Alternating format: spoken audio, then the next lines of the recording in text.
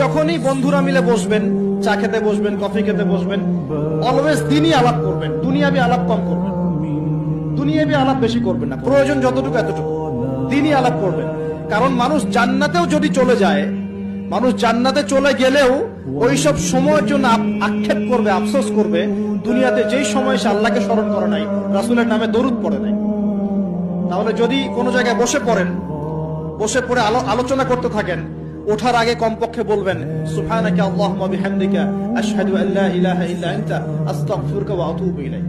কারণ কেন বলবেন? আল্লাহ রাসূল বলেছেন যে কোনো মানুষ বা কোনো কওম যদি একটা জায়গায় বসে আলোচনা করে, আলোচনা থেকে শেষ করা বৈঠকটা ভঙ্গের আগেই যদি তারা এই দোয়াটা করে ওঠে, ওই বৈঠকে যদি কোনো ফাহেসা কথা হয়ে থাকে, এর গুনার কাফফারা হয়ে যাবে ইনশাআল্লাহ, গুনাহ মাফ হয়ে যাবে ইনশাআল্লাহ। আর যদি ওই বৈঠকে ভালো কোনো কথা হয়, ওই কথাগুলো কিয়ামতের মাঠে